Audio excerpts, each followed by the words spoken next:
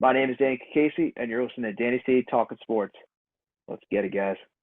So I have on today my friends Eskender and Allen. How are you guys? What up? Good, I'm good.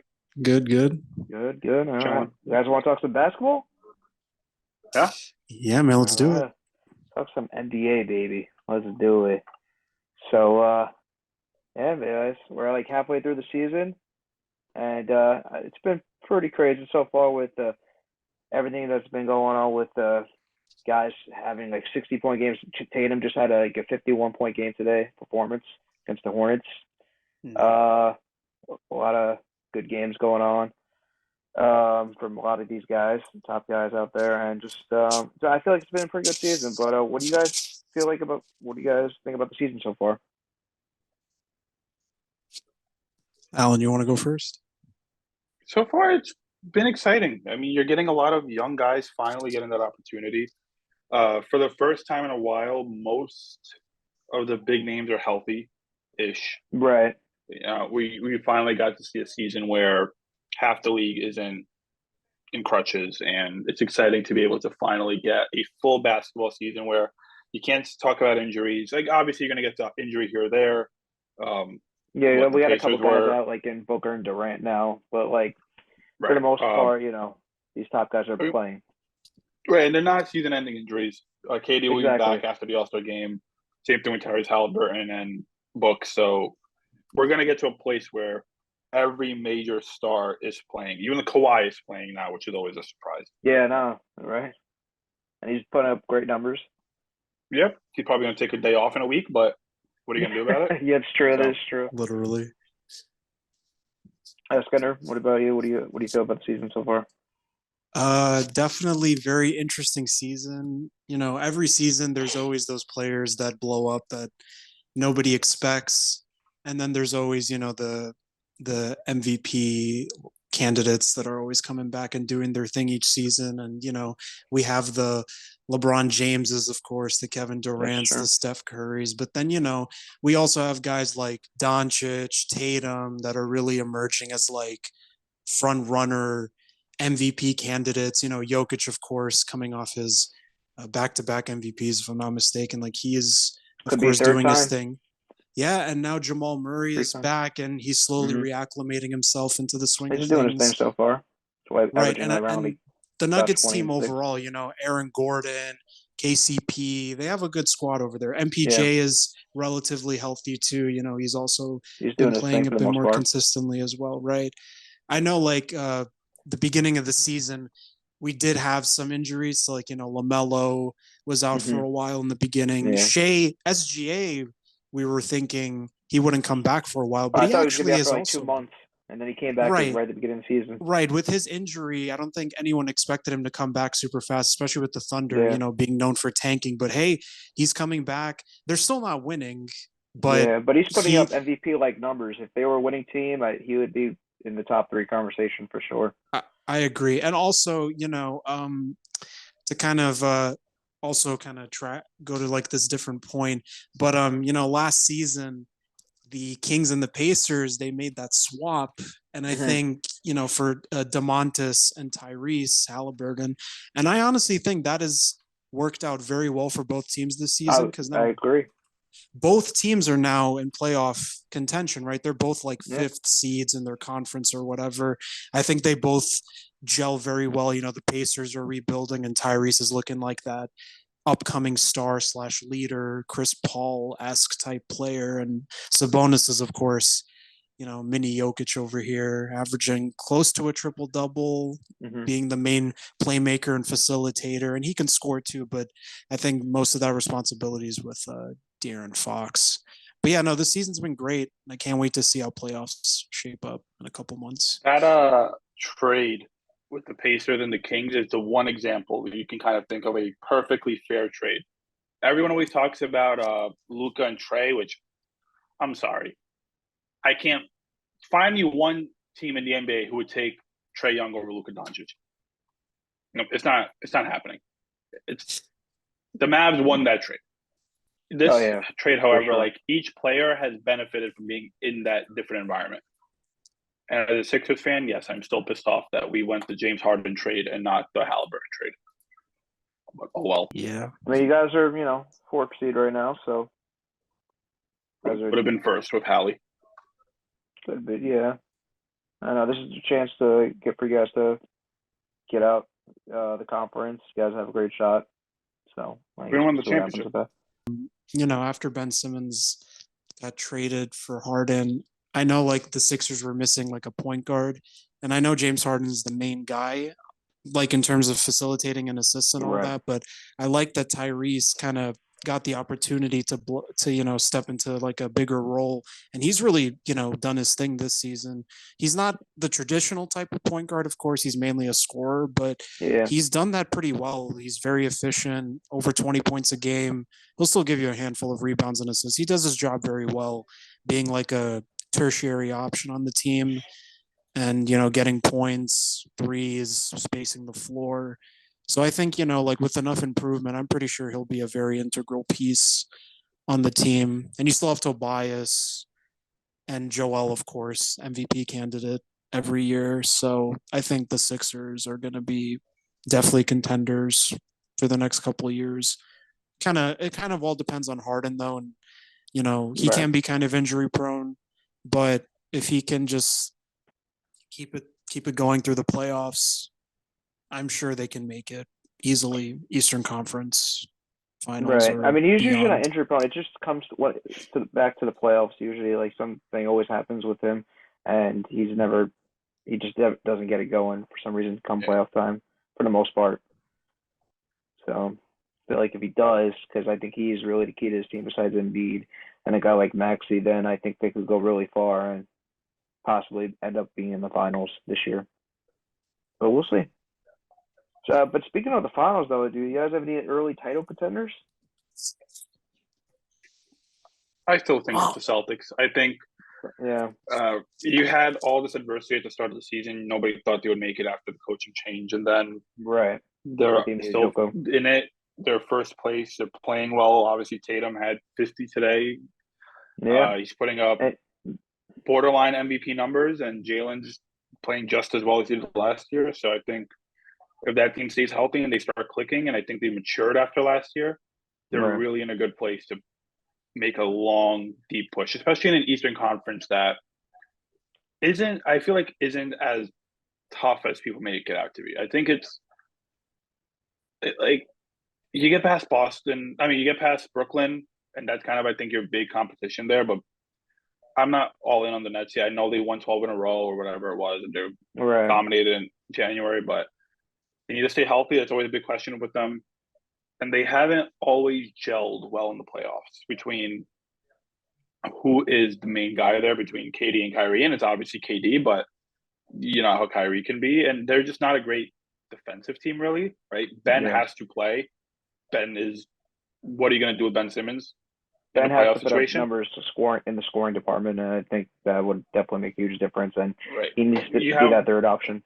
It can't be Steph Curry. I think Ben Simmons is the third best player on the team. So yeah, you have four guys who just get injured all the time between Ben, Nick, Claxton, KD, and Kyrie, and even Steph Curry. Those are the four guys. Yeah, and even Steph. Those are the four guys you need on the court in those big key moments. And it's like, can they stay healthy? Yeah, when it matters most. And KD being out for a month now, that definitely, affects the team. What about out the West? What do you got? A part of me really wants to say, like, in a perfect world, if they're all healthy, it is just so fun to watch the Pelicans play basketball. Yeah. Between Zion and Ingram CJ. and CJ and Jonas, and when they're all playing and they're all healthy, it's something really fun to watch these young players play well and how well they've been doing this year despite all the injuries. Yeah, they're real young too. And that's the crazy part about all this. Right. And for the most part, CJ and J Val, they've been in the league for a minute now, but yeah.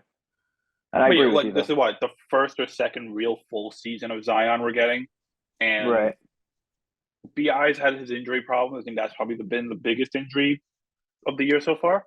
Yeah, and I mean, they're right now third in the West, standing at 26 and 18, and they're doing this without Brandon Ingram for I would say I don't think he's played a single game this season, right? Or maybe No, played a he's played a couple. few, but he played, he got hurt again. He played, he got hurt Right, again. yeah, yeah. It's He's been been like out a for like few over months a since he month played a now, game. and so like we can Oh. only imagine what they'll be like come when he comes back, which who knows when, but I would assume in the near I'm future. gonna go with my dark horse pick of the Pelicans. I believe in New Orleans and the Smoothie King Arena, or whatever the hell they call it So now. yeah, they'll be You coming were, out the West this year, I at least at the I very would, moment. yes. All right, Skender, how about you? Uh, I haven't given him much thought, honestly, because I know like in both the East and the West, the top like 6 or 7 teams, you could probably make a case for any of them. I know like for Right. the East, for example, you have the Bucks, you have the Celtics, you have the Heat, you have the Sixers, you have Brooklyn. I just named like what 5, 6 teams right there. And then That's true. you have your like I guess yeah dark horses like I know people probably don't expect the Pacers to make it, but they're like what fifth seed right now, so they're in the playoffs as of right now, and maybe in a few They're years give standing them eighth. some time. Oh, they're Right. eighth So right now. My bad. yeah. But like where they're standing right now, like with a couple of more years, I think they could probably make a push. If I had to choose, though, I know I know Alan had just mentioned it, but I kind of always want to say the Brooklyn Nets because on paper they have a really good team. I think the last couple of years their main issues have been durability, of course, lack of chemistry because when they had the big three, at least one of them was seemed to always be injured, so it seemed like they never got the chance to be on the court together, all three of them, and that's why I feel like in the playoffs they never gelled well. With that being said, I think their second main issue was not really having a good center after trading away Jared Allen. They tried bringing in Drummond last year, who was good, but I guess he didn't really work out.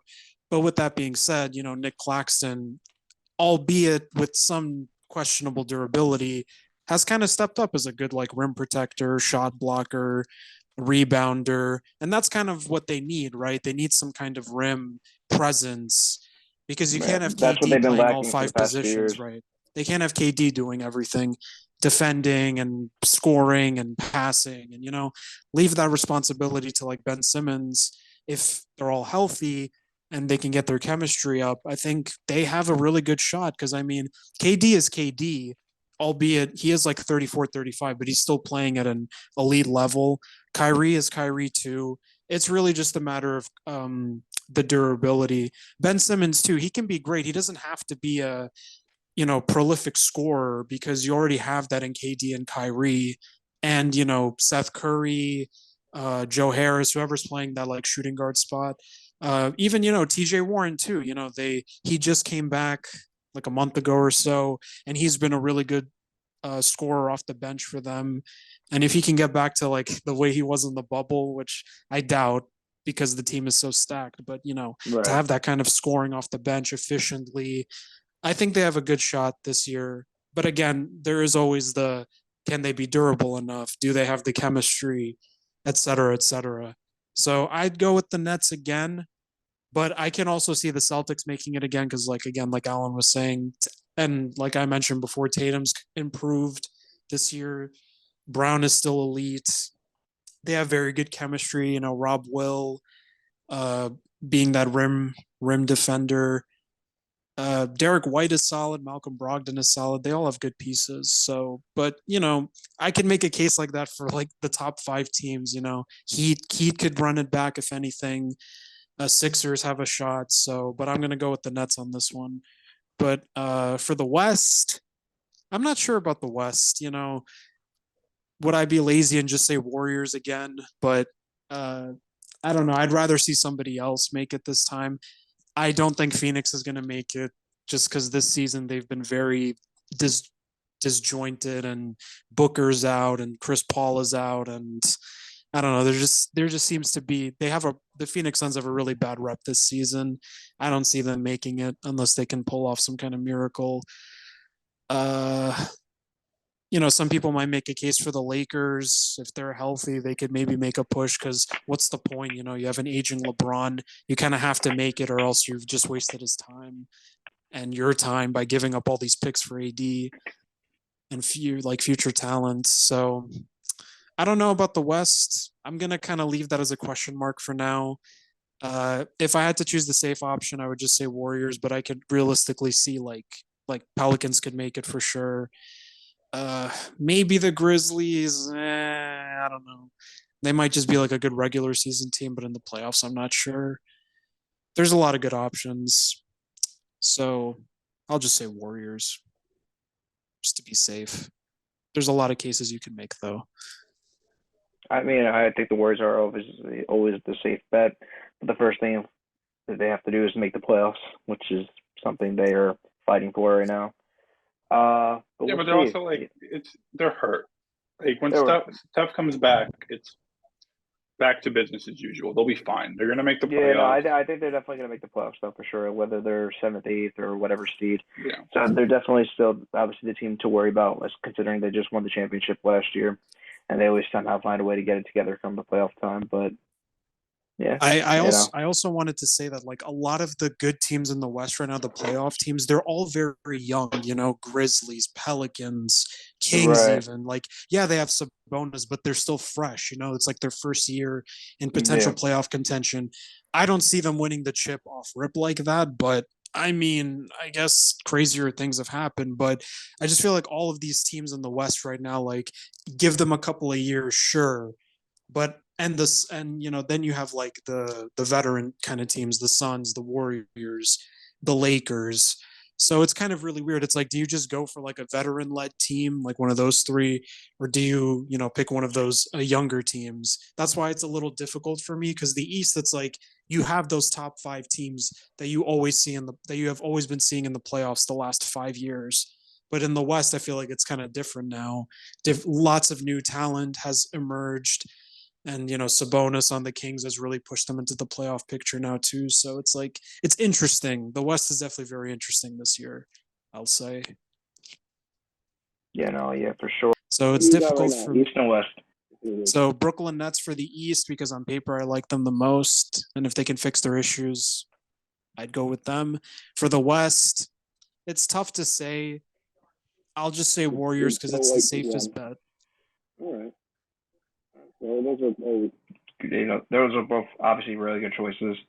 Uh, I'm gonna go with Boston coming out of the East. I'm gonna have to agree with Alan on that one. I think they have the greatest depth, not just in the Eastern Conference, but in the entire NBA. With Jason Tatum putting up MVP like numbers, I think he has a really good shot to win it. Averaging about like over 30 a game, 31 I believe, and along with let's see, so I'll make sure. 30.6 points per game, 8.2 rebounds, and 4.3 assists per game. So 30 and 4, it's pretty good to me. Asking me, but I mean, I feel like Jokic putting up some slightly better numbers, but we'll get into like that MVP stuff in a bit. But yeah, no, Tatum and Jalen Brown, a nice dynamic duo, and then we got Derek White, Brogdon coming off the bench, and I feel like they have the greatest chance once again to make it to the finals. I don't know about winning it, but it depends on who their matchup is.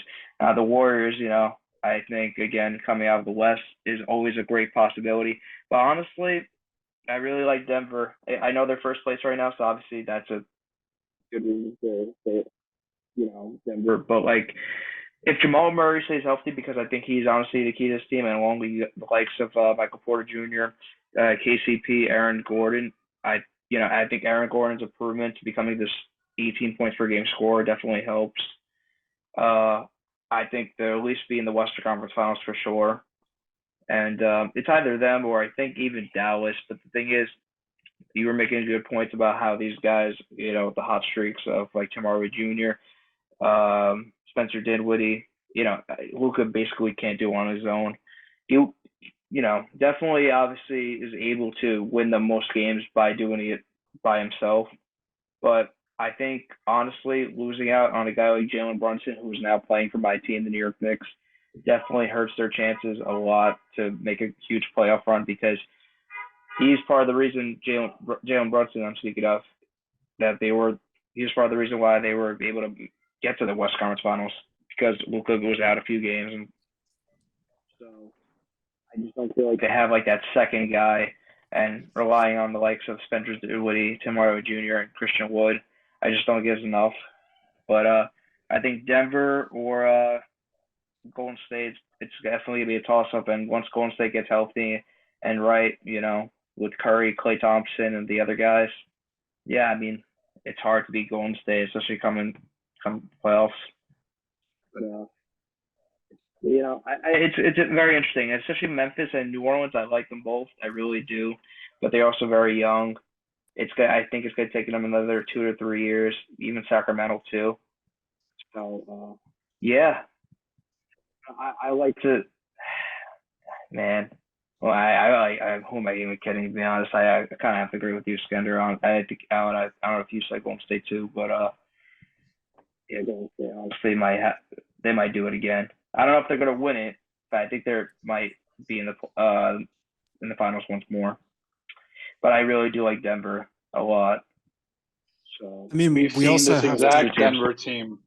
No, I was gonna say we've seen this exact Denver team time and time again in the playoffs, I know. and they've done nothing. I agree with you, and they have been frauds, but this is their chance to do it. This is their real chance. If they don't do it this year, then I don't think they're ever going to do it. I mean, also like Nah. I keep saying Golden State just because Steph Curry's 34. He is still like last year he had a little bit of they won the championship, and then this year I don't know, he just blew up again this year. People were amazed at the numbers he was putting up. MVP like numbers. Right, and he's only 34, and I know back in the day, I guess I think the longevity of NBA players has definitely improved the last couple of decades. I think a lot of people take care of their bodies and stuff. Right, I always had this idea in my head, past 34 is when you start to decline. That was always just my standard or whatever. I'm not saying that's legit or anything. That was always just my assumption. But you have someone like LeBron who's 38, almost 39, or in that age range, and he's still putting up really amazing numbers because he's really taking care of his body. I could see Steph doing something similar. I don't see Steph putting up LeBron numbers at 39, but I can still see him being a very elite 3-point shooter. And, Klay Thompson coming back from his injury and still being the same Klay Thompson at his age. Draymond being Draymond. Kevon Looney is actually kind of also improved this year as well. And he's a pretty good center for that team. I just think, it's hard to bet against them because, they're basically in their dynasty right now, right? 4 rings in however many years. And it's they have their situation down perfect, to a T. So to try to bet on a team like the Pelicans or the Grizzlies or the Nuggets to dethrone them, it's a tall order. So it's tough, but of course I would love to see one of these other teams kind of emerge as the Western Conference Finals contender for sure. I mean, like I said, I think it's a real toss-up between Denver and Golden State. But if it has to be between them two, it's probably going to be Golden State 9 out of 10 times. But I also think a lot of this comes down to what happened at the trade deadline. So many of these teams are literally one player away. The fact that the Mavs are 5th and the enormous gap between Luka and the next best player on that team. Definitely have to make a trade for sure. There's no way that they don't. Get Luka. They need to make moves, please. Another guy. Spencer Dinwiddie can't be your second best player. No, absolutely. I like Dinwiddie more or less, but the fact that they're a 5th place team is blowing my mind. I mean, Christian would have been playing great, but Christian was also a guy who plays great and then gets hurt. So yeah. I think they're a player away. The Warriors are one of those weird teams where it's I feel like if you trade somebody on the Warriors, they get worse because there's so much about culture and working together as a team, and they've done it for so long. On that one. Where you can't mess up that team camaraderie, which is one of those things where, yeah, I get it. Draymond punched Jordan Poole. You can't get rid of Draymond. They're not going to get rid of Draymond. The whole KD and Draymond Green altercation a few years ago, and then they were able to make it to the finals and, win it. Right. Some of that core is so strong. You don't mess with that core. Yes, you can bring in somebody, and they obviously make changes in the offseason and little changes here or there, but you're not going to trade one of those big guys. You're not going to trade. I get it. Clay's not the player he used to be. Draymond's not the player he used to be, but you can't move any of them because they are that core. So. Also, shout out to Wiggins, Loki. I forgot to mention him. And shout out to Wiggins. He's been very great for the Warriors. He's like a good defender, good scorer when Klay Thompson is maybe not at his best. He's like the third scoring option, but he's filled in that really gap good. Left by an old, aging Iguodala. Yes, defensively helping out a little bit on offense, but he's not. He's not running the team, but he's such an important part of it. Yeah, he's definitely like a more recent addition to their team, and he's definitely doing his part very well. So, and like I said, Kevon Looney too improved this year too. Like the Warriors, I feel like always like had not issues with centers, but I've always seen them like flip flopping with centers every year. So Bogut, and then I think they had JaVale McGee, if I'm not mistaken. And now they drafted Wiseman, and he's kind of whatever. And now Kevon Looney's kind of doing his thing, So like the core is there. Small ball culture, right? Like Kevon Looney is not 7 feet, like 6'9", right? He's Draymond's height. He's not insanely tall. So like that team is small, and they move fast, and they attack you, and they push the pedal. And they just don't let you breathe, and that's why they've been so successful for so long. And they can obviously shoot the lights out, and you can't do anything about it. They got a bit of everything, and honestly, they honestly have like the best overall team. With Curry, Klay Thompson, Wiggins being right there in the middle, Draymond, and obviously Looney as well now. But yeah, I mean, they probably have the best shot to win it all. And then obviously coming out of the Celtics, Milwaukee, I think even Philly they definitely have to win right now. They have like a 1 or 2 year gap because I don't think Harden's going to wait too long to try to like win it with Embiid and all them. But yeah, I think it's going to come down between Celtics and Milwaukee though. And then obviously for coming out of the West, I really think Denver is one of the teams there. New Orleans maybe, but they're also still very young. But at the end of the day, it's hard to bet against Golden State. So it's probably going to be Golden State coming out of the West, and then along with probably Boston again. But we'll see come playoff time, just early season predictions. And, yeah, I want to move on, though. And I want to know, like, what do you guys have, like, right now is, like, your surprise teams? Like, who is your top surprise team that's, like, stands out to you? Like, obviously there's a lot of contenders, I feel like. But, like, what's the, like, one team that I feel like is, like, stands out to you guys that, like, you didn't expect them to be where they're at right now? Oh, I mean, I feel like it's a surprise to a lot of people. I knew this was going to happen. And I'm assuming you're thinking of a team that's doing really well. Nah. The Minnesota Timberwolves are, without a doubt, the single worst organization in basketball. You gave up everyone and their mom for Rudy Gobert. I'm pretty sure the Jazz have first name rights to their firstborn kids of the Timberwolves organization. I like this pick. I really do. And you're thinking, we're going to get rid of Patrick Beverley, who cares? And we're going to bring in Rudy Gobert, reigning, defending, what is it, 2-time or 3-time Defensive Player of the Year? Something like that, yeah. Whatever. The man has been, and you think you're going to pair him with Cat, which, how does that, I get it. They're 7th in the West right now. Sorry to cut you off. They're 22 and 23, and they're doing this with Karl-Anthony Towns for the past couple months. I feel like you got to give them some credit, but I do agree with you. I want to hear what the rest of you got to say because they did give up a lot to, just for Rudy Gobert, who is is defensive minded. He is the best defensive player in the league, arguably along with Marcus. But he's been a shell of himself. Yeah. He's not fit well into that system. I don't know what you thought you were going to get with 2 massive big guys in your paint. I get it. You think you're going to free up the ability for Cat to shoot threes. Karl-Anthony Towns, and then, but it's Karl-Anthony Towns is 7'3" and 300 pounds. Why the hell is he running out there? I don't care that he can shoot threes. Go in the paint and bully people. You're bigger than everyone. And Rudy Gobert can't save a post move to memory. So he's useless down there for you. He's never going to develop one, and that's the problem. And you know what? You can sit there and complain how Patrick Beverly is Mr. Triple Single, but at the end of the day, he gives you great perimeter defense, and that team has none anymore. D'Angelo Russell does not play defense. He barely. I mean, when he does Play play, when defense he's unless he healthy, tries. right? Yeah. Rudy Cat is out half the year, and then Rudy Gobert is putting up games where he's have like 10 rebounds and 3 points. You're 7-3. What are you doing? I get it. Literally. You're a defensive-minded center, but you look lost out there. That whole team looks, and you have to. And maybe it's like a pressure thing where in the back of his mind is like, yeah, they gave up a lot to me.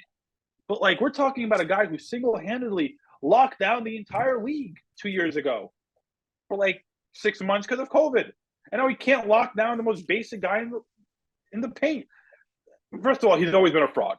Let's get this out of the way. The man gets abused by Embiid on a regular basis. He gets abused by Giannis. He gets abused by Jokic. Any relevant big man wipes the floor with him. So you gave up all of this crap for 22 and 23 halfway through the season. You're garbage. The Timberwolves are trash. There is no excuse. And now you're screwed like that for the next 5 years, at least. That's my biggest surprise. Not even a surprise, but that was a great choice. That was a really good choice. Eskender, what do you got? I immediately thought of surprise as like a good thing, but now that Alan has mentioned the Timberwolves, honestly, I really like that he went into the negative side of things. That was beautiful. Because I wouldn't say the Timberwolves are my surprise team, but I do think like with how much publicity the Rudy Gobert trade got in the offseason and people were acting like the Timberwolves were now suddenly like finals contenders because they got Rudy Gobert and how much they gave up for him, it really has not panned out halfway through the season, you know? I honestly kind of forgot about the Timberwolves for a second because like they have a good team on paper. You know, Gobert's supposed to be this like elite rim protector, best in the league type. Cat is Cat. And then Anthony Edwards has really been developing into like a borderline all-star. Timberwolves aren't my pick, but I can definitely like, yeah, for sure. I can agree that with how much hype was surrounding that whole trade, it just has not worked out. My pick though, damn, it's tough because I did have one team that immediately popped up in my head, but there's definitely a lot of them I can talk about. So I was bringing up the Kings a lot before with the DeMontis and Tyrese trade because I mean it's just worked out so well for both teams, and I'm gonna bring them up again. I'm sorry because last year the Kings with D Fox and Halliburton I don't think made the playoffs. So for them to now be a fourth seed in a very difficult Western Conference where even teams that are like, 12th seed like the Suns or the Lakers could theoretically be finals contenders as well. I think it's super impressive. I think we shouldn't discount the fact that Sabonis really just got plucked in there and he's really done a good job at facilitating for the team because I think that was always their kind of issue the past couple of years, De'Aaron Fox and Tyrese are great players individually, and you can see that now because Tyrese really has the space and opportunity to produce for himself and not be in the shadow of De'Aaron Fox. But to have 2 point guards like that on the same team was very difficult because it became kind of confusing for like who the Kings saw as their like primary guy, like who is their guy, for a lot of people they would have said D Fox because they've had him longer and they wanted to build the team around him, but Tyrese he's a great player individually, but he was not the best fit for that team. And I think him on the Pacers is amazing. I think definitely the Kings, they always had really good offense, like scoring wise. All they were missing really was just that like facilitator type player, and obviously somebody that can clean up the boards. And that's the thing with Sabonis. He doesn't have to be the best scorer on the team, even though he's averaging close to 20 points. He just does everything else very well. He rebounds, he assists, he can give you spacing because he can shoot, even though it's not his primary job. Because when you're on a team with De'Aaron Fox, Harrison Barnes, Kevin Huerter, all these really high volume scorers, And to have Sabonis be able to do that too, I think is just a cherry on top, icing on the cake, that he can do all of that stuff. Of course, he's not like the perfect player. His free throw percentage could be better, this and that. But the impact he alone has made on that team has really propelled them into playoff contention. And like I said, give them a couple of years. D Fox is going to get into his prime. Sabonis is entering his prime. Shit, I could see them making Western Conference Finals one day. I don't see why not. So they're probably my biggest surprise this season. Because I didn't expect them to gel just like that. So I honestly, with all the points they've made, honestly, with Sabonis and then Fox, that dynamic duo right there, they've worked out the trade, like you mentioned, both of you guys, has worked out for both teams, Indiana and now Sacramento, more likely. So, but I just think they have all the right pieces with Kevin Huerter and obviously Sabonis and then Fox. Malik Monk off the bench. Let's not forget about him. He's been doing his thing. Mm-hmm. And I think the biggest credit we have to give to all is honestly the head coach and Mike Brown, who's obviously, I think the X factor for this team because he's a winning coach and he's taken a bunch of teams such as the Cleveland Cavaliers team led by LeBron James to the playoffs, to the finals, I mean.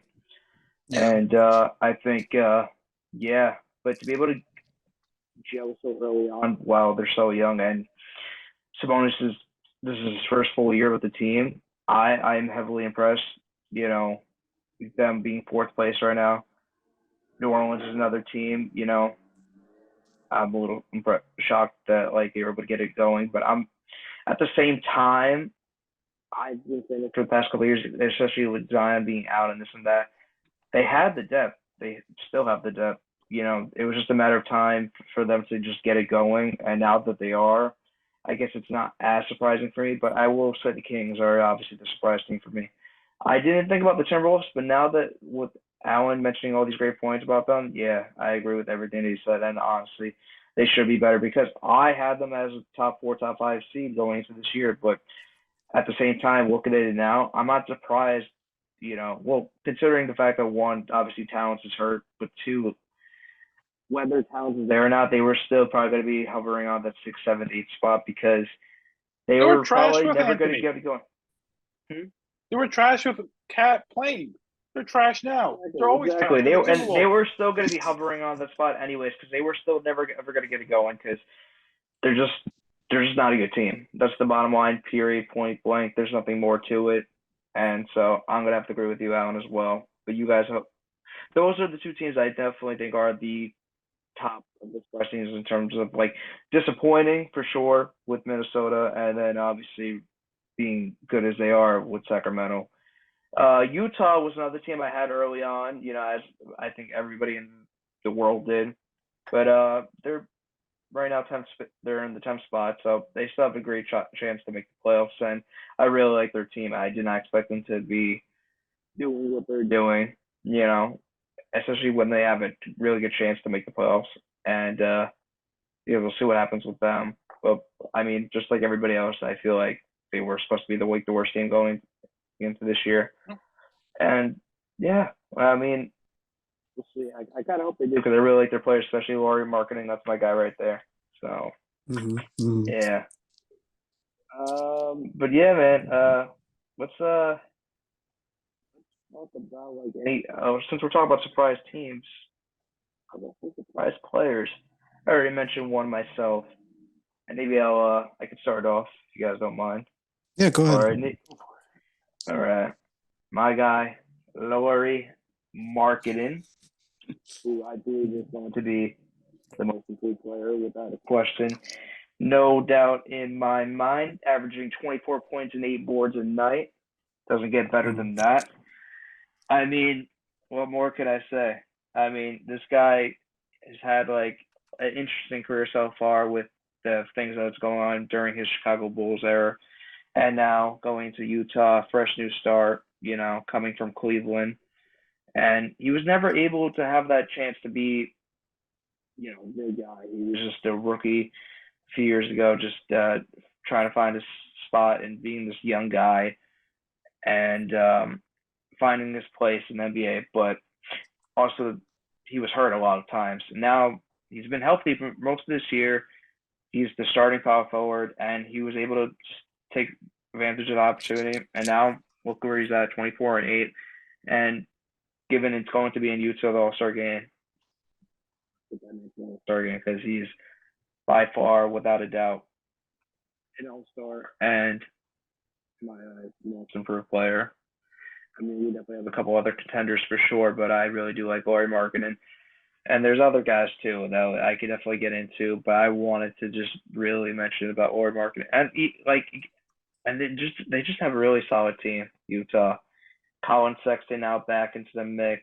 I thought, to be honest, going into the year that he was supposed to be the top guy, averaging about like 25 a game. This was supposed to be a really good opportunity for him to be the guy. And I thought he was going to be the starting point guard, but he coming off the bench, maybe that worked out for the best because Mike Conley has been really good this year for them. And Jordan Clarkson emerges of him as a starter, averaging over 20 a game.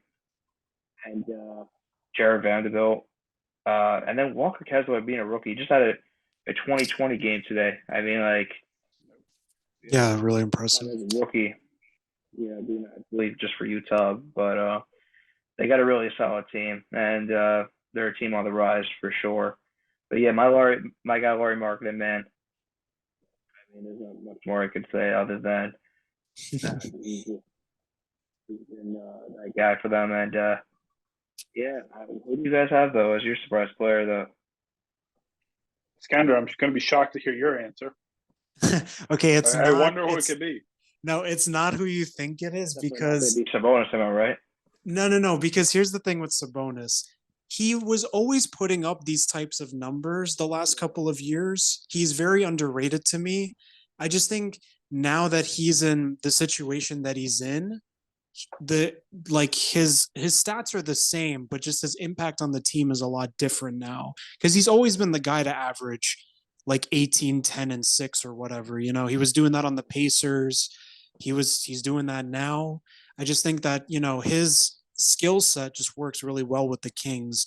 But him personally as a player, I wouldn't say he improved very much. He just got put in a better situation so that his talents are better utilized. So I don't think that really constitutes a most improved player.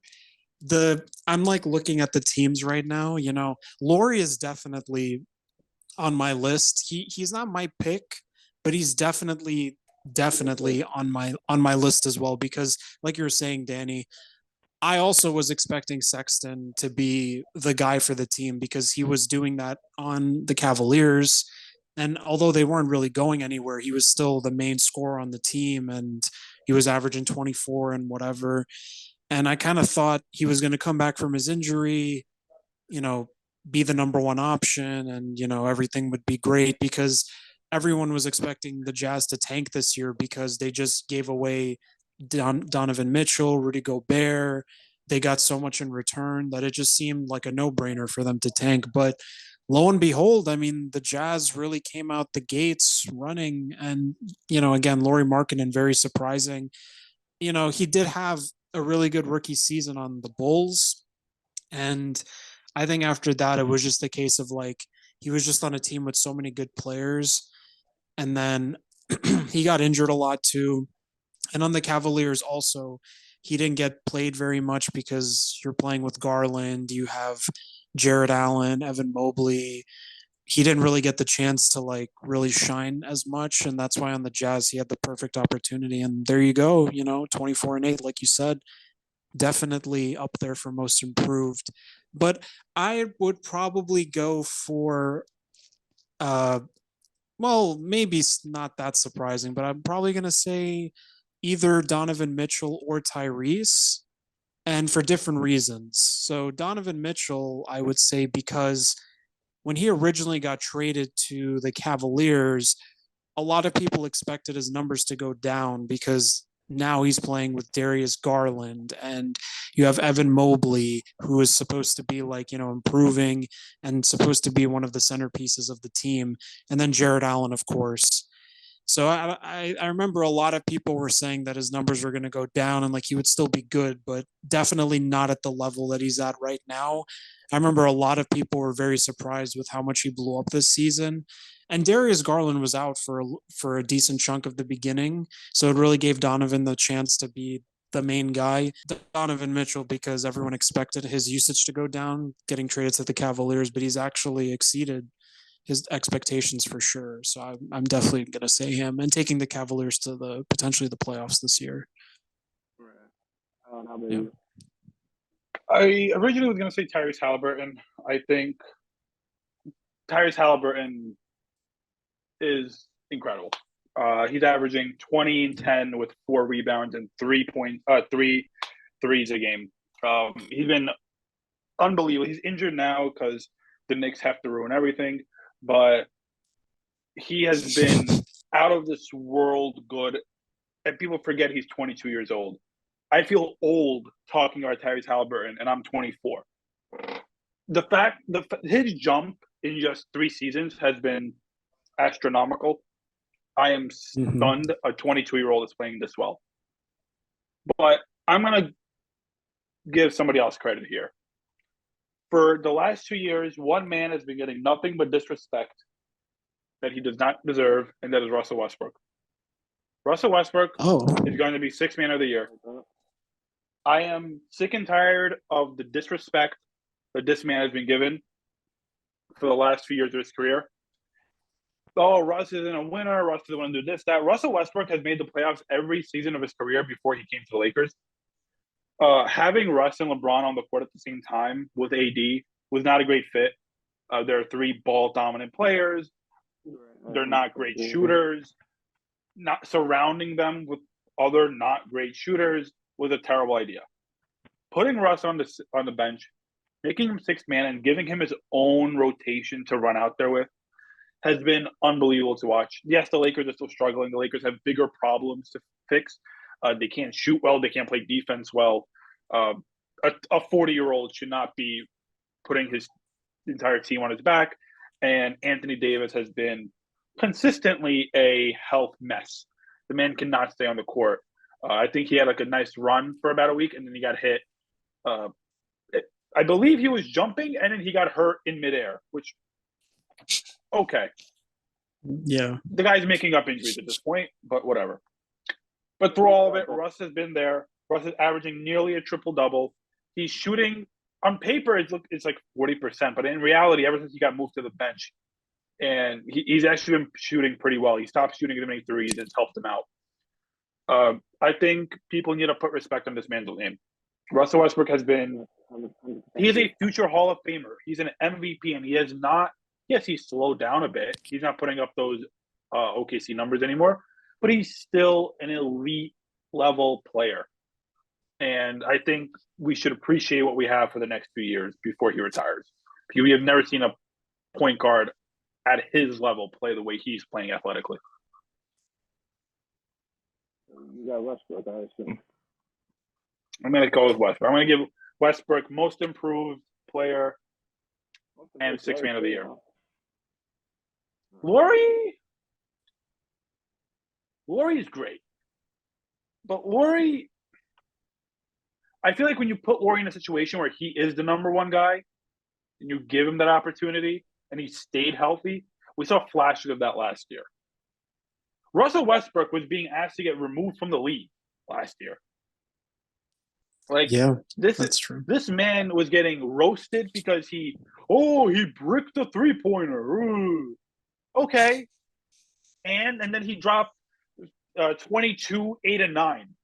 Like, what's your point? I'm sick and tired of this disrespect of a future Hall of Famer. But yeah. Yeah, I agree. That's my little rant. I actually respect the respect that you're giving to Westbrook because he's doing his thing this season, coming off the bench, and he's proving himself once again. And that was a really good pick. And Skender, another great pick by you as well.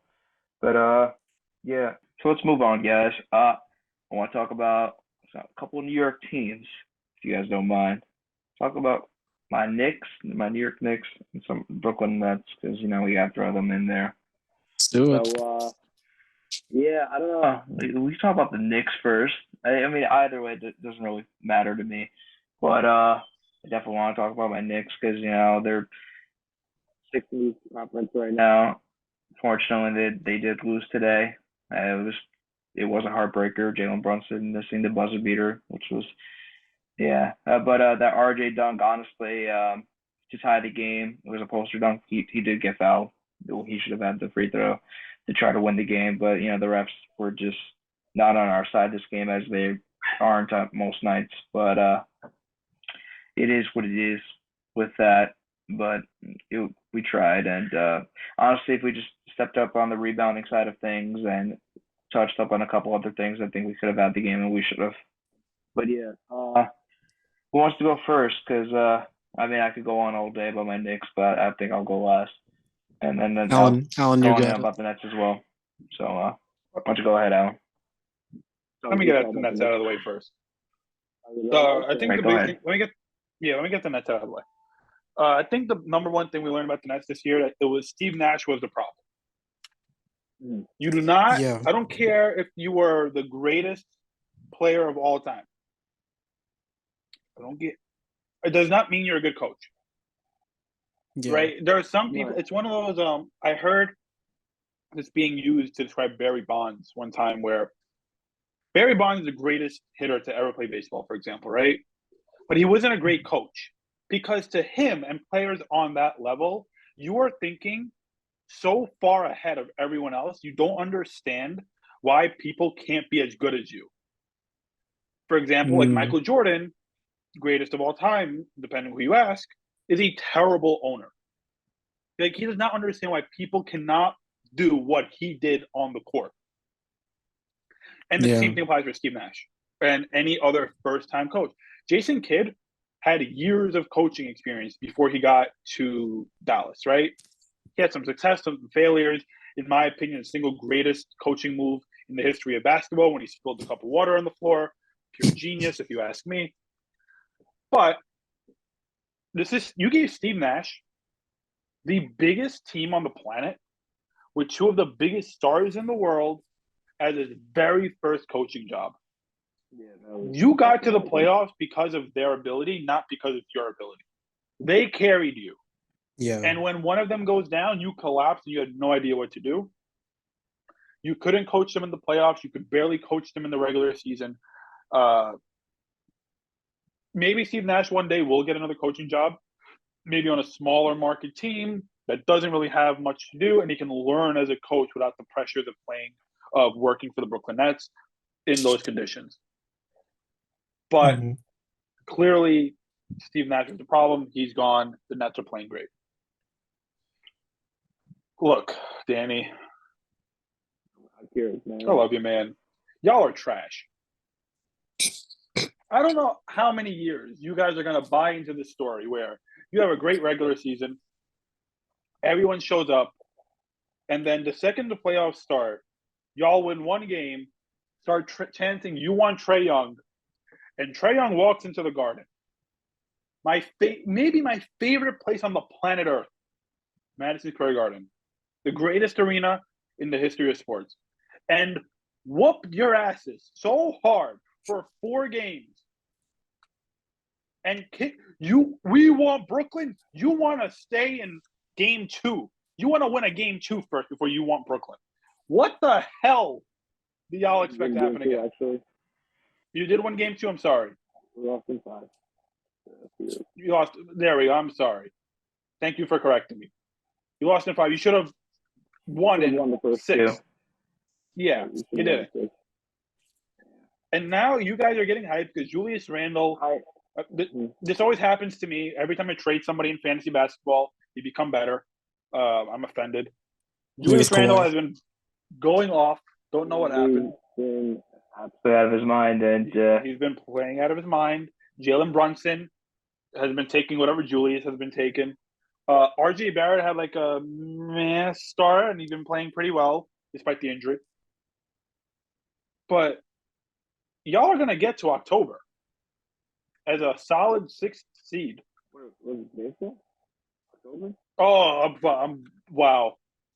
You guys are gonna get October. to October. Oh, I'm gonna get to October now. April, May, whenever the NBA playoffs start. November.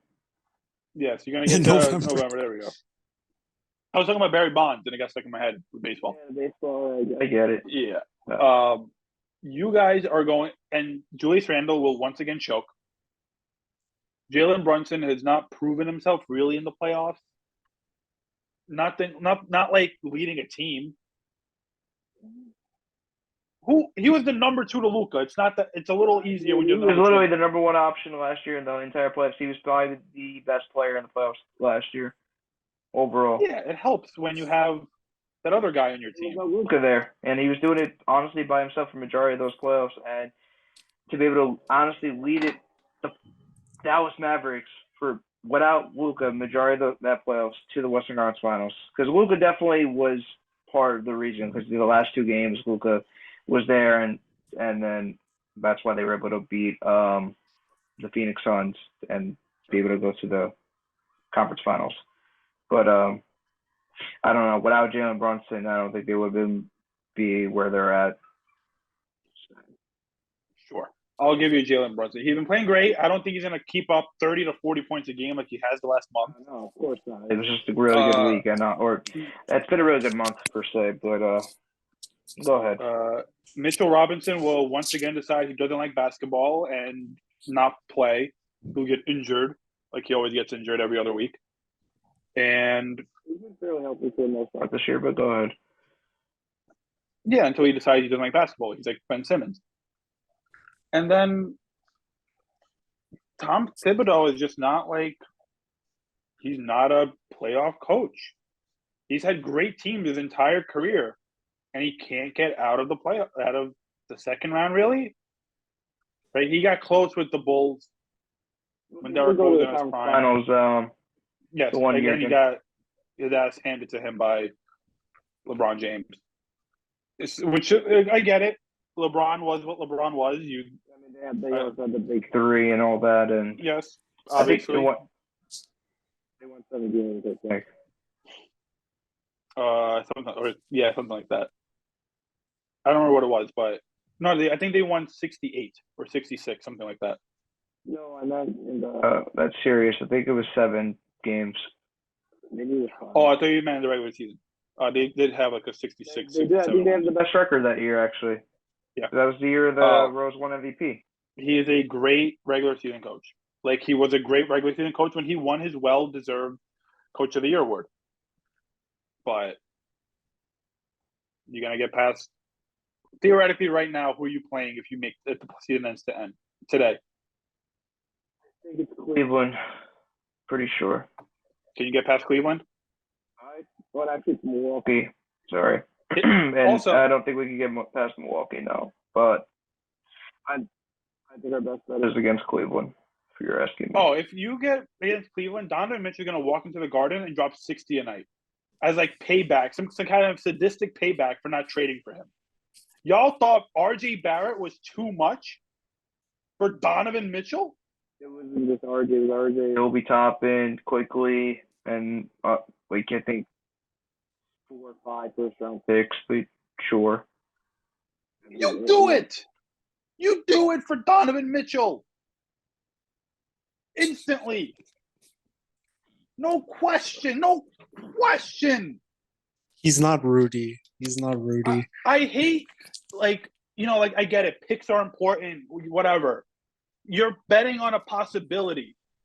You have an actual Donovan Mitchell, a bona fide star right there. And you don't do it? Obi Toppin? Really, Obi? And I loved Obi when he got drafted. He's from New York, right? He's got that energy. I think if he got a chance to play more minutes, he would actually be a pretty solid player on a different team. Not towards the end of last season, but right. What he could be. Yeah, he was great last season. Yeah, towards the end. He's not getting the time. Then trade him. Julius Randle's, the main guy right there. Imagine. I don't think. No. I think by the time the trade would have gone through, theoretically, Brunson would have already been on the team because Brunson signed. Brunson was already on the team. That's correct. Yeah. Right. Brunson signed It would have been minutes into Brunson, free agency like Donovan, an idiot. Julius. Yeah. It's a great team. And it's a kid from New York who wanted to play on the Knicks. I know. I mean, theoretically, yeah. I mean, I can't necessarily blame the Knicks. They were giving up a lot. I think it was given a tough hand. I know. I think it's a star. That would have obviously helped us tremendously. The Knicks just can't pull the trigger when it matters most. Like, in our lifetime, the one big Knick you've ever had was Carmelo. Like, the one all-time elite player on that team you had was Melo. Yeah. But, right, what are you doing? The one season he had for us. Who? Season. Amari Stoudemire. I love Amari. But Amari was not a top 5 player in the league at that time. Right. I mean, he was for like a year or two. He was okay. I'll give you that. I have an Amari jersey. I love Amari. But he wasn't like a LeBron James level player, right? Carmelo was putting up borderline MVP numbers some of those seasons with the Knicks.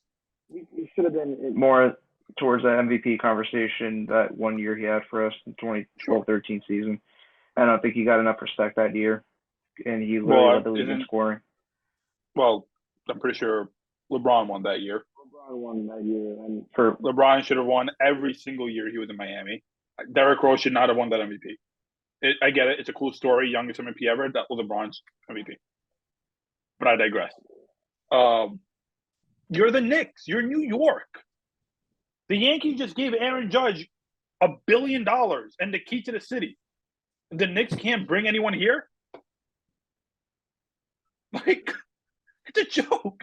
And then you're about to get KD and Kyrie, and they go 2 blocks. They go a 20-minute train ride down the street. That wasn't on the Knicks, though. That was, I mean, it was. They said they didn't want to pay them the full salary.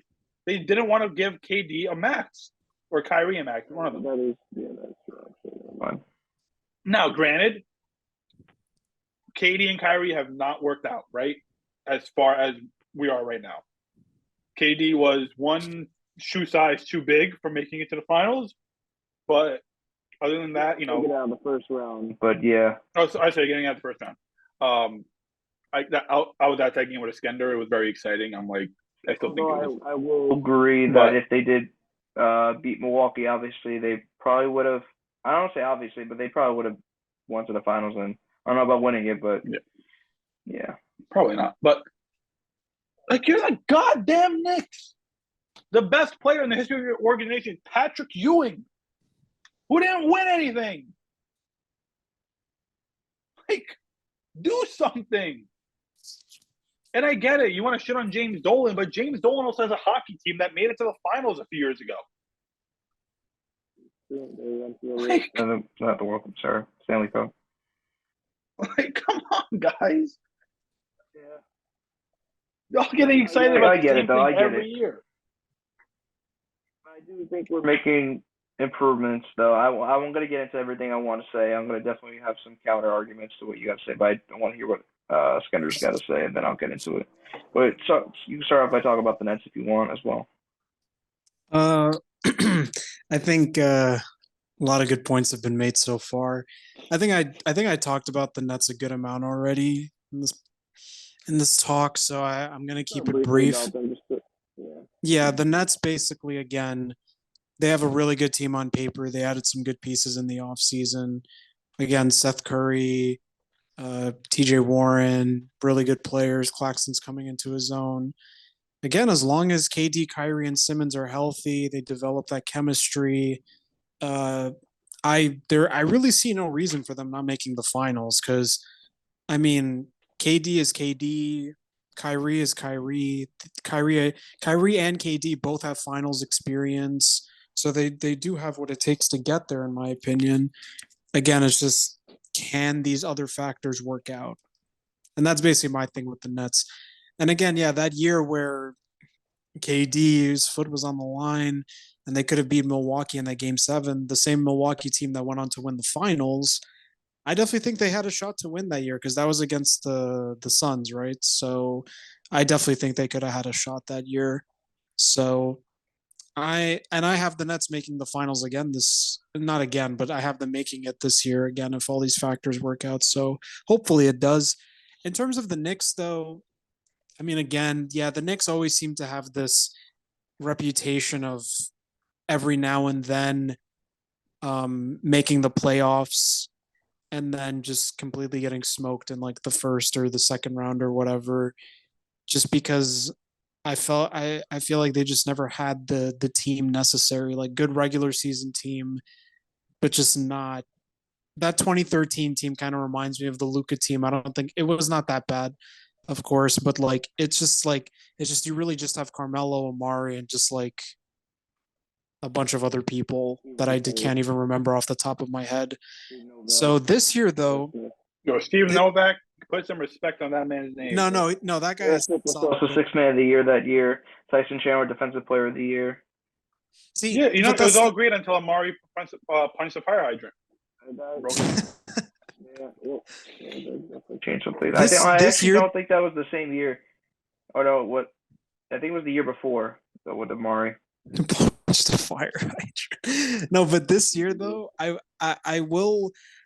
Jalen Brunson is low-key up there for like one of my most improved players. He was someone I was going to mention before, and I forgot to, because his situation is very similar to that of Tyrese's. You know, he was in the second option to like a much better player with a lot more usage, and now that he has basically like not free reign necessarily, because you're now with Julius and RJ, et cetera, but he has a lot more freedom on that team and it really shows. It goes to show like it's paid off for them really well. And do I think they'll make the playoffs? Yeah. But do I think, depending on who they're matched up with, do I think they could get past like a Nets, a Bucks, a Philly, even Cleveland? I don't think so, to be completely honest. Randall is good.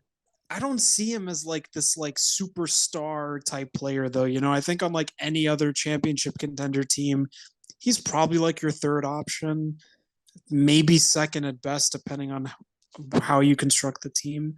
RJ, I don't think has really panned out as much as people thought they would.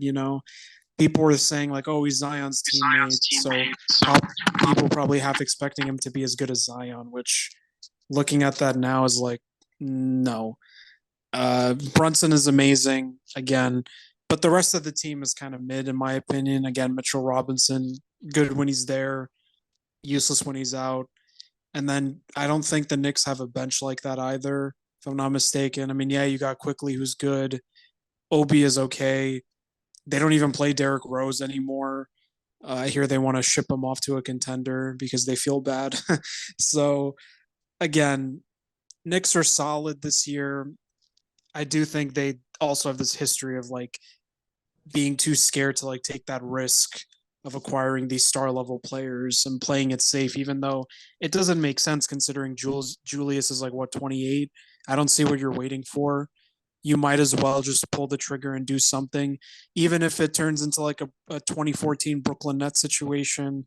I would still do it because what do you have to lose, right? You're going to rebuild again in like another 4 years with again another new set of players.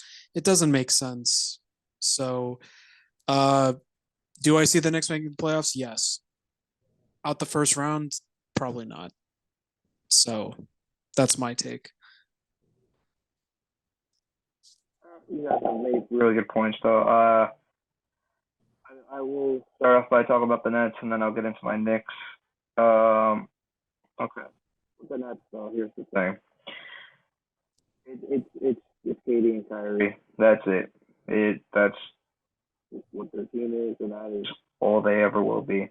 Seth Curry, and all these other guys, Nick Claxton. I like that Nick Claxton's improvement is there. He's averaging about like 2 or 3 blocks a game, and that is what they needed, that rim protection. But you have to have both out there averaging close to about 25 to 30 a game, and if one of those guys don't got it going, they're not winning. It just it's pretty much simple. But when you got both of them um, doing their thing, they're going to win a lot of games, and I think we have to see what they're going to be doing come playoff time, and as long as they're both fully healthy, because I think health is what has affected their team these past couple of years. But when they're healthy, I mean, they're dominating. It's just, and it come a couple of years ago when it was Harden, KD, and Kyrie. I mean, they were smoking the ball. I mean, now you don't have Harden, but you have the likes of Curry and all these other guys, and who I think if they get it going along with KD and Kyrie just doing their thing, whoever they're playing against, yeah, I mean, they have a really good shot at making the finals. But we'll see. It's just all about health and just that production that they're going to give. I mean, again, I like the Nets team, but I think they need like one more guy, maybe like it's just the bench, honestly, that is really what does it for me. They just we got Yuta Watanabe, who's one of the best three-point shooters out there. I mean, he's cool, but like I don't know, man. Joe Harris, if he gets it going a bit more, but yeah, it's tough. It's tough for that team. With KD being out right now for a month definitely affects the team for sure, but we'll see if they make any moves come the trade deadline. They had such a great January that they're in a place where if they lose a few games over the next month, they'll be fine. Yeah, exactly. They'll be in second right now. Yeah, they'll be all right. They'll be all right for sure. That's why I'm not really worried about them, but I'm really curious to see what they're actually going to do in these playoffs, because KD and Kyrie, I know, want to prove themselves, because kids, they both took on this team to be like the guys for this team. So because they've dealt with a lot of media pressure over the years, going to a team like with KD going to the Warriors, and then Kyrie having a super team with Cleveland, all that, even though he was already on it. So now it's just them two, which is fair. I feel like nobody could really say anything if they actually win a championship. So they're dealing with the amount of pressure. Now, if they're able to show that they actually could win a championship with them too, I think it's an earned championship for those two guys, especially Kevin Durant, who's dealt with a lot of hate, especially with going to Golden State and all that. But yeah, I'm going to just talk about my Knicks and just say, like, listen, I didn't see I thought we were gonna be like a ninth, 10th seed. I wasn't sure if we were gonna get it going, because the Knicks are just a wild card. But I'm liking that, we're the 6th seed right now, and we're probably gonna stay around there, 6th, 7th. But Jalen Brunson, I mean, he's been the man. He has been the man for us, averaging 22 and 6, and the point guard that the Knicks have been desperately needed for the past. We've been asking for it for the past 10 years now. I'm just glad that Julius Randle has bounced back into his All-Star caliber form, and I think those two guys both deserve the All-Star spot. RJ this is kind of what we've been wanting. I do think he still needs some slight improvement, but yeah, he's been the third guy and for us, and there's definitely a lot of holes the Knicks have to fix. I could get into Thibodeau. I could talk about like how there's things I don't like about him with how he handles the rotations, especially towards the end of the game, and what he does out there as a coach and with the plays and out there. But like he's done a fairly okay job so far, and I think cutting down to a 9-man rotation has obviously worked out for the best for our team. I just think that Cam Reddish should be getting more minutes because we're needing a wing presence and who on the defensive end, and he gives us that defensive pressure on that end of the floor, and he's had a lot of good moments for us. Yeah, but I understand that he's also had some bad moments for us, but I think the good outweighs the bad in most cases. So, and Derrick Rose, I mean, it's tough because he's a veteran. Like, I still think will be good on most playoff teams. I know the Knicks are trying to work out a trade for him at the moment, but I just don't know if he necessarily fits our team anymore. Although I do love Derrick Rose, I wish he would be able to get like a couple more minutes out there, but I don't know. Quickly, I'm liking that he's getting it going. He's having a good past couple weeks. But yeah, it's here's the thing. Come the playoffs, it's about for me being a Knicks fan, just progression because whoever we play, we're probably gonna lose to any of these top teams. I think Cleveland, again, I've said it before, I think they have the best chance of beating them. I know that Donovan Mitchell and so Darius Garland, obviously, they're going to do what they are. They're going to give us a lot of problems, and it's going to be tough for guys like Jalen Brunson and, of course, to guard those guys. But I think if they try to trade for a wing, which is going to be tough, I say the perfect guy to fit our team is OG Anunoby. Fit right into that spot at the 3, helping out RJ and Brunson. I mean, come on now. But I don't know if the Knicks are going to make a move like that. But I hope that they do because that's the guy. That is the guy that will put the Knicks just right about over the top to get us maybe past the first round, depending on who we play against. But I think Cleveland's the only team that we have an actual shot against. Milwaukee, yeah. Coming up to somebody the other day, I think he came up to Tyrese Halliburton and asked him and whispered to him, "Trade for me," or asked him to trade me. He does not want to be there. OG walked up to somebody and they caught on camera him mouthing the words, "Trade for me." I think it's funny. Yeah, him and Scotty. It's just, and honestly, they're just going to blow up that whole Raptors team. Yeah. It's Poor Pascal. Yeah, I hope that if they do trade any of those guys, OG, please come to the Knicks. Please. I mean, we definitely need that guy on our team. But listen, I love Julius. I love Jalen. I love what they're doing for us. You're going to see. I think the Knicks are at least a 6th, 7th seed at best. What I want is just to see improvement. If we get out of the first round and then lose in the second, depending how we lose, it doesn't really matter. That's all that matters to me, being the fan, just that progression. But I'm really loving what I've been seeing so far from my team. And, yeah, there's a lot of things we have to work on. Just a bunch of things. Just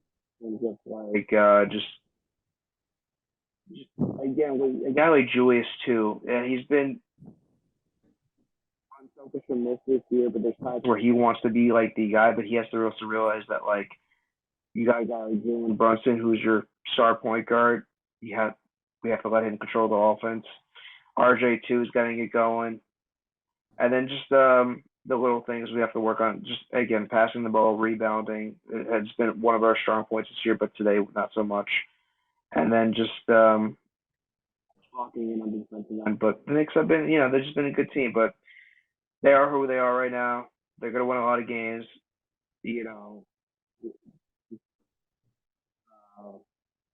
Starting off their defense, but there was some kind of way to collapse in the fourth quarter, and it really doesn't matter who we play against, good or bad. We're always having a close game against them.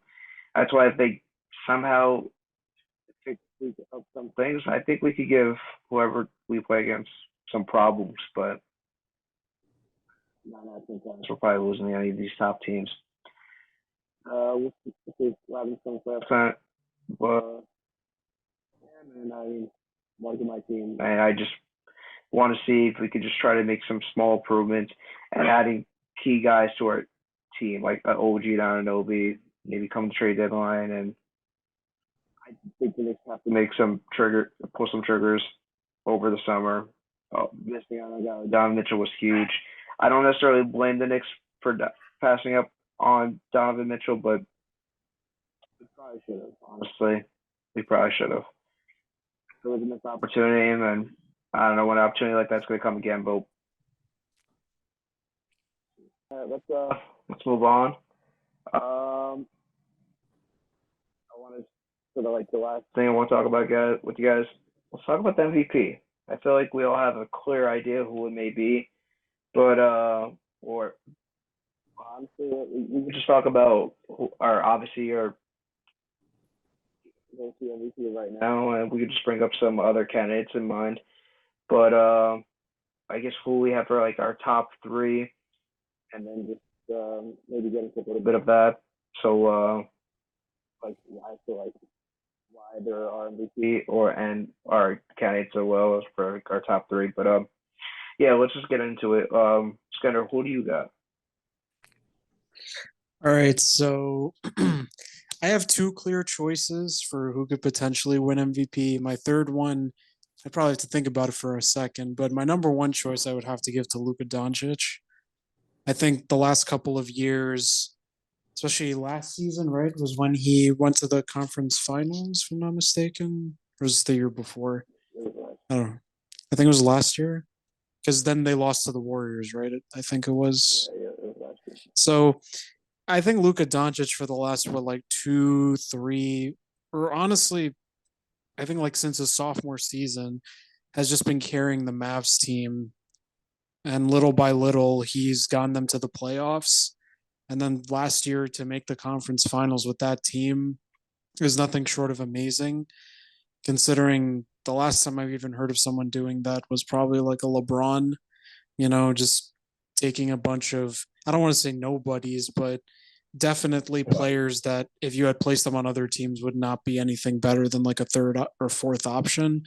And for this year to be like in playoff contention, fifth seed or whatever they're at right now, uh, again with the team that he has, I think it's amazing. He already came to the league very polished, and he has gotten better. And he also is very young. He's only like 24 or something to my knowledge, or something around that. So he still has so many more years in this league. He's an amazing player. Could give you a 30-point triple double any night, really. And, even even after, I remember like after Porzingis left, people thought the Mavs were just going to fall off, but they didn't. Luka just became even better than he usually was and picked up the slack on offense. And ever since, he's just been, at playing in an MVP level. So if anybody deserves it, I think he does. Uh, so then I guess my second pick would have to go to Jokic. I mean, I don't know about this voter fatigue for Jokic, considering he's already won it back to back. But again, he does have a case this season. He has a really good team around him. Nuggets are first seed. He's playing obviously at an MVP level as he has been for the last couple of years. He's Jokic, Again, he does everything offensively, defensively. If they could make a decent run into the playoffs, I think it'd be pretty clear cut. But you never know. Again, with the voter fatigue, people might just want to go for somebody else, like a Luka or a Tatum or whoever else is on there on the radar. So I think Jokic definitely has a very good case as always. I think he's a pretty obvious choice for a lot of people. Again, considering he won back to back, but let's see what happens. Let's see for the third choice. This one's a little tough. I can't really think of anyone off the top of my head that would be clear cut. I guess you could make a case for Tatum. He has improved every season, and last year they made the finals. And I don't remember if he had like the best performance that finals or not, because they didn't win. But I remember like that team overall was struggling against the Warriors. But I think that he is slowly but surely getting to that MVP conversation. I think he could eventually win it, especially playing on a team with like, because Luka is playing on is with the talent that he has, and he's putting up those numbers. It's kind of expected of him. But for Tatum to be putting up the numbers that he's putting up with the players around him, and of course the team is built around him too, I think it's pretty amazing that he can score for himself. But he does a good job of like getting the rest of his teammates involved as well, even though that's not his primary job to be like a playmaker facilitator. But he definitely does not come across as a ball hog to me. He definitely can do his thing, but then also just be on the side and let someone like a Jalen Brown or uh, Marcus Smart initiate the offense too. So I guess I'll say Luca. I mean, Tatum. So yeah, Luca. I guess if I had to go in order of like Luca, Jokic, Tatum, but of course, there's plenty of honorable mentions I could make. You got to throw in LeBron every year because again, at 38, 39 years old to be putting up the numbers he's putting up, and the Lakers are not in the playoff picture right now, but they could easily very well be is if AD comes back soon, which he should be, and they can, make that playoff push. Again, LeBron's name is just it just feels like it has to be there. Do I think Number he'll win it? one. Probably not, but it has to be. Is there anybody else I'm forgetting? Embiid is always up there too. Giannis, of course. Yeah, I think that's. I think that mostly said everybody. So Who's I'm your very number curious to one? see who Just wins it to though. clarify. So Luca, then Jokic, then Tatum. All right. Yeah. That's a good uh, list for me. Alan, how about you? I think it's Luka's award to lose. I think if the team stays where they are now in a fifth seed or above, I think it's his award. He's putting up video game numbers, right? It's almost 34, 10 and 10 or 8 and 9, whatever it was. It's just on 50% shooting. Like, come on. It's easy to put up those numbers if you're like on a crappy team, which he kind of is, but not make the playoffs. Like Shy is putting up crazy numbers, but the Thunder aren't doing anything really, or not as well Right. as the Mavs are. But the fact that they are a playoff team and the fact that he is carrying them in a fifth seed right now, he is to me the clear front runner. Before KD got injured, I would have said KD would be an option, but I think missing a month, he's probably going to miss a few games after that. Back to backs are going to be iffy. I think it's more like a inconsistent playing schedule for KD, so I don't think he'll get it. So I think my second would be Jason. I think Tatum, like Eskender said, has gotten better and better every year. He's improved. He's been great this year, like genuinely all around fine. Like it's all clicked. And I think at the beginning of the year, he probably would have been my number one, but Luka just kind of stayed the course and they kept winning. So I think as long as the Mavs succeed, Luka will succeed. I do think, yes, like statistically, Jokic would probably be my third pick. I do think they're not going to give it. I think for Jokic to get it for a third time, I don't think anyone's ever three-peated. Where he would have, his season would have to be, yeah, he's two-peated. No, I don't think anybody's ever gotten three in a row. Right? I think Larry Bird did. No, Larry Bird and I think Will Chamberlain. Well, Larry Bird was the most recent one to three-peat, I think. Sure. That was Okay. 30 years ago, though. I think Jokic's season would have to be so much better than the last two, like comically better than the last two, to get that award again. And I think it's been as good. I don't think it's been better than either of the last few seasons, but it's not been worse. It's been like, if one stat is a little higher, the other stat is around the same or lower. So it's nothing crazy where they're going to be, wow, like he blew us away again. Like it just become the norm. Kind of like Russ getting triple doubles became the norm, and it kind of just, it's whatever. It happens now. I think Jokic is, unfortunately, like, yes, he's putting up MVP numbers, but he's done it twice already, and I think it's time the league's gonna like try to move on, give it to Luka, who's putting up very similar, if not better, numbers in some categories.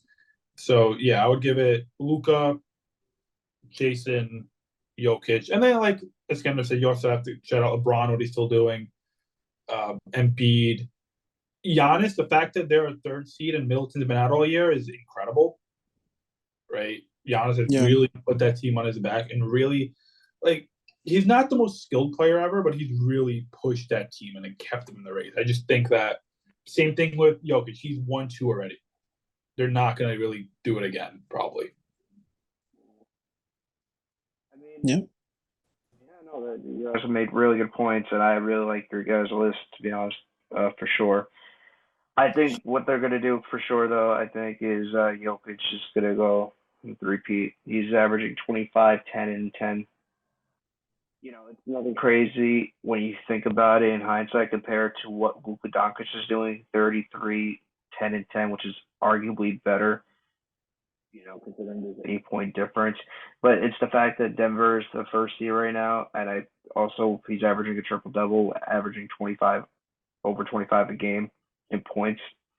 I definitely think helps, and he was doing this without Jamal for a bit now that Jamal's in the mix. It might be honestly a toss-up between him and Luka. But honestly, what I have as my MVP, I really think it's Jason Tatum. And he's not even putting up triple-double. He's averaging over 31, 8, and 4. I mean, leading the team to the first and the top rank, and being able to do what he's doing every single night, despite going into the season with the head coach change and all that, and all the drama in between.